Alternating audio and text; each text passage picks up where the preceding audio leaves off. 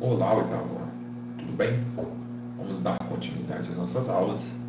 Hoje nós vamos começar a falar sobre a crise da colonização e o processo de emancipação da América Portuguesa. Primeira aula. Vamos lá, então? Vamos iniciar, então, falando sobre a Era Pombalina ou as Reformas Pombalinas, tanto em Portugal, tanto no Brasil. Tudo começa a partir de 1750, quando Dom José I ascende ao trono português e vai ter ali como seu primeiro-ministro o Sebastião José de Carvalho e Melo, também conhecido como Marquês de Pombal. Este que era também um déspota esclarecido. Um déspota porque ele era sim a favor do absolutismo autoritário, mas esclarecido porque utilizava algumas ideias iluministas em prol das reformas, um processo de modernização de Portugal e também de exploração das colônias. Ok? Então, ele, de fato, quem governava Portugal e suas colônias era o Marquês de Pombal, a serviço aí do rei, que colocou em sua confiança e administração do Império Português. E suas características do seu governo, da sua forma de administrar, ele visava um desenvolvimento econômico, uma maior organização do Estado e do comércio. Ele procurava também diminuir a dependência portuguesa em relação à Inglaterra. Como que ele ia fazer isso? Ele precisava primeiro diminuir a influência da nobreza e dos membros da Companhia de Jesus. O que ele fez? Ele tomou ali algumas terras da Companhia de Jesus. Ele considerava que a Companhia de Jesus ela tinha um poder oculto, um Estado dentro do próprio Estado. Isso meio que limitava as ações do rei. Então ele considerava aí a Companhia de Jesus meio que prejudicial. Então, usando as ideias iluministas, essa questão dentre as ideias iluministas de separação de igreja e Estado, então isso faz parte também de diminuir o poder da igreja. Então ele tomou aí algumas terras, e isso provocou uma grande insatisfação aí por parte dos clérigos aqui no Brasil. Os jesuítas acabaram sendo expulsos, tudo isso aí para ter mais liberdade de ação. E também ele combateu aí alguns privilégios da nobreza, ok? Isso também causou uma satisfação muito grande contra aí o Marquês de Pombal. E para administrar melhor aí, a exploração, a questão da exploração dentro das colônias, ele criou as companhias de comércio. Ele criou a Companhia Geral do Comércio do Estado do Grão-Pará e Maranhão, de 1755 e 1788. Criou também a Companhia Geral do Comércio de Pernambuco e Paraíba, que tinha o objetivo de revigorar o comércio colonial, submetendo de fato ao poder da metrópole. Isso é para ter um controle efetivo das mercadorias, da circulação de mercadorias dentro das suas colônias, tudo para beneficiar aí o enriquecimento, o poder da metrópole sobre sua colônia. Lembrando que a colônia, dentro desse processo mercantilista, ela tinha um papel ali de abastecer, de enriquecer a sua metrópole, ok? Então, ele acabava atribuindo preços exorbitantes às mercadorias, especialmente aos escravos. Isso também desvalorizava os produtos das regiões, Ele acabava desvalorizando os produtos locais e desestimulava também os produtores locais. Resultado disso, insatisfação, protestos e revoltas entre os colonos, e isso provocou também aí o início de um pensamento aí de separação, movimentos separatistas. Deste modo, o Marquês de Pombal, dentro da sua característica de reorganizar o Império Português, vamos dizer assim, ele acaba adotando algumas medidas interessantes, como a extinção definitiva do sistema de capitanias hereditárias.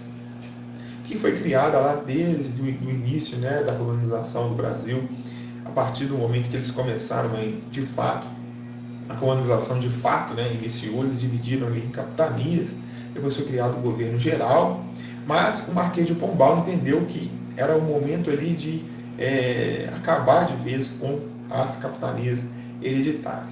O Brasil foi elevado a vice-reino de Portugal, então cria-se uma importância muito grande, lembrando que no período da mineração, né, o Portugal tinha aí conseguido de fato encontrar ouro aqui no Brasil através da ação dos bandeirantes, dá uma importância maior, né, uma fonte de riqueza para a sua colônia, ok? Em relação à metrópole, né? Então, eles precisavam então ter uma ação mais efetiva, um controle mais efetivo sobre a colônia devido à grande circulação de riquezas, né, que tinha na sua colônia. Outro fator importante, né, outra decisão tomada importante foi a nomeação do Rio de Janeiro como nova capital da colônia, em substituição de Salvador. O objetivo era obter um melhor controle sobre o escoamento de ouro que vinha de Minas Gerais e proteger os interesses portugueses no sul da colônia. Então, no século XVIII, né, pessoal, a cana-de-açúcar não era mais o carro-chefe da economia.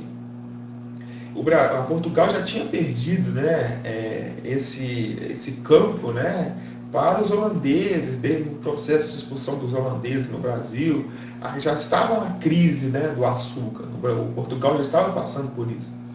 E quando se tem o ouro, né, a mineração, como seu ativo econômico mais importante, ele faz o quê? Ele troca a capital, que seria, né, Salvador, para o Rio de Janeiro. Então, o eixo econômico da colônia passa a ser a região aqui sudeste, né, centro-sul do Brasil.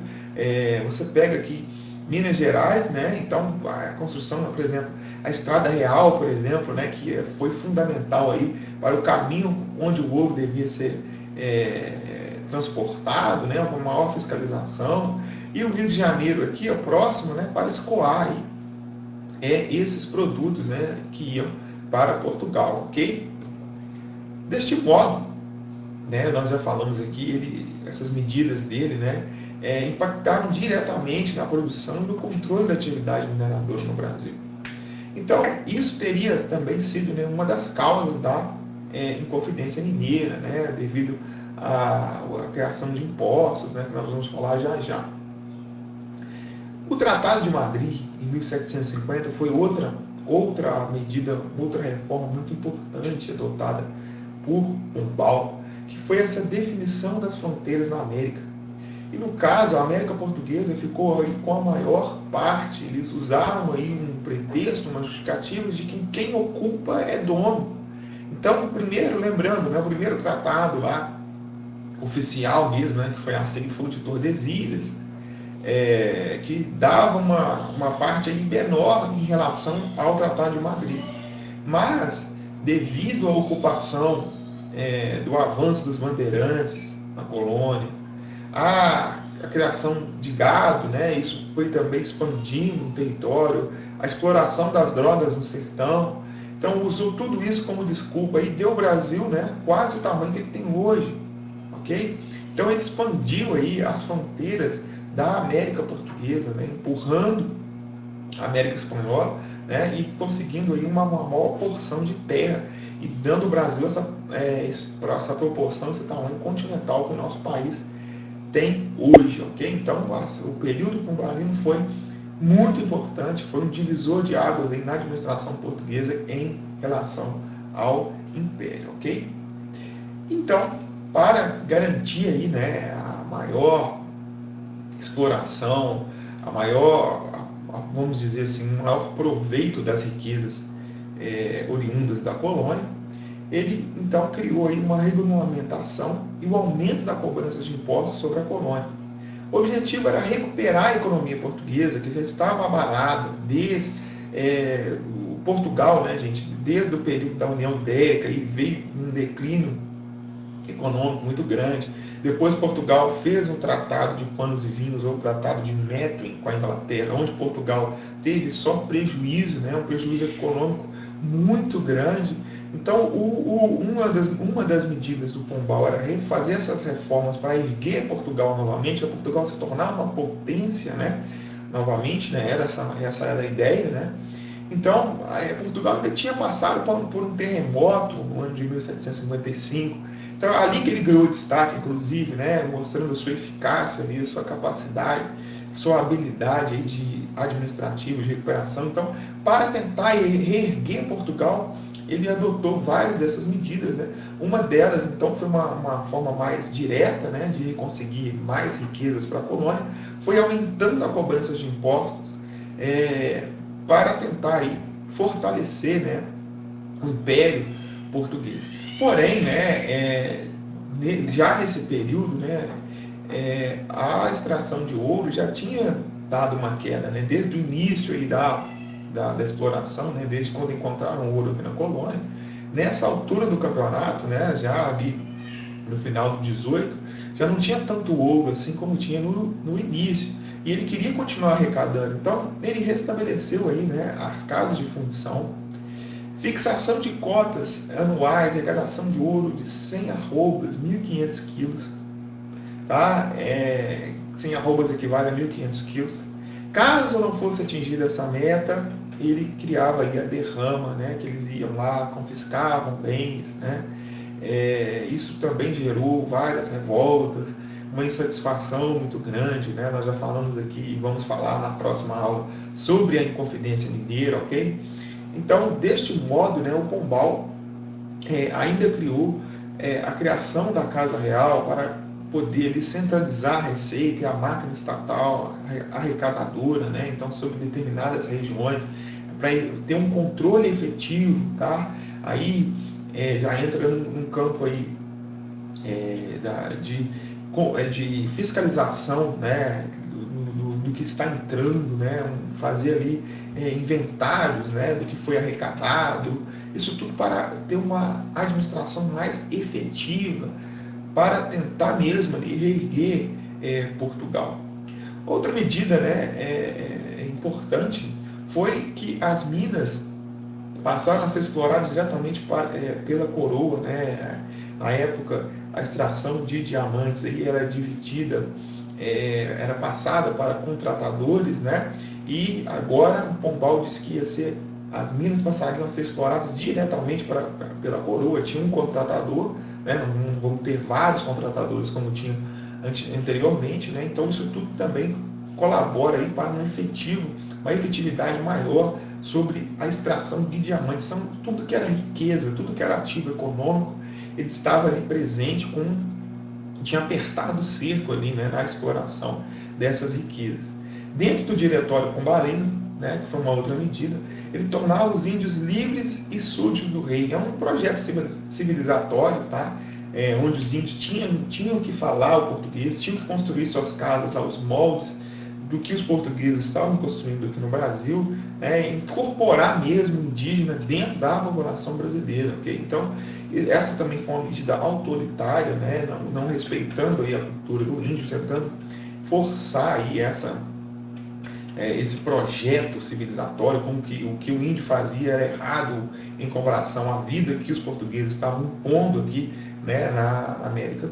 Então, essa também foi uma das medidas aí, lembrando que os indígenas, né, já tinham aí passado por um processo de catequização, né, com os jesuítas, ok? Já tinham ali aprendido a falar o português, né, o catolicismo, enfim. Então, o Pombal queria exterminar de vez aí, vamos dizer, a cultura indígena, inserindo mesmo o índio dentro da população. Vai ser um brasileiro comum, né? Não vai ter nada tem que abolir aí essa cultura indígena, né? Então, isso também foi uma das medidas aí de viés autoritário do Marquês de Pombal. Após a morte do pai, né, Dom José I, este que era o rei de Portugal, quem assume é sua filha, a Dona Maria, e ela tinha ali algumas medidas vamos dizer, de cunho conservador. Primeira coisa que ela fez, ela não concordava com as reformas pombalinas, ou a maioria das reformas pombalinas, pois o Pombal desagradava a igreja e também a nobreza. A primeira coisa que ela fez foi afastar o Marquês de Pombal, tá? E perdoou, né, anistiou todos aqueles que havia perseguido. Muitos retornaram, né, com seus privilégios, enfim, tá? E foi conhecido, né, esse episódio como a viradeira, né, essa tentativa de afastar aí as reformas pombalinas e restaurar Portugal praticamente como era, né, antes aí da era do Marquês de Pombal, vamos dizer assim. Ela proibiu, né, manufaturas no Brasil, tá? Então, a Dona Maria, né, ela adotou aí medidas para agradar a nobreza e também a igreja. Então, as reformas pombalinas aqui, muitas delas, né, desagradavam diretamente, vamos dizer assim, essas classes, né, tanto a igreja, tanto quanto a nobreza também, né? Lembrando que ele acabou aí com os privilégios, expulsou os jesuítas, né? Então, ele tinha algumas ideias iluministas, né? Ele era um déspota esclarecido. Então, a Dona Maria acabou aí abolindo algumas ideias, né? Esse episódio ficou conhecido então como a viradeira, né? Como se fosse um retorno aí de Portugal, como era antes, até uma dependência da Inglaterra, né? Portugal passou novamente a ter essa maior dependência da Inglaterra, ok? Mas a Dona Maria, fragilizada pela morte do seu esposo e depois do seu filho, ela acabou desenvolvendo ali uma forma de demência, tá? Que acabou tornando aí incapaz de governar. Ela foi considerada, então, foi até conhecida na história, né, como Dona Maria a Louca, ok? Quem acaba assumindo a regência, né, do trono português, já que ela já foi declarada incapaz, né, de governar, é o seu filho, né, o príncipe regente Dom João, que mais tarde se tornaria Dom João VI, mas aí já uma outra história aí, né, quando a família real vem para o Brasil, inicia o período joanino, nós vamos falar assim nas próximas aulas. Então, pessoal, por hoje é só, valeu, até a próxima.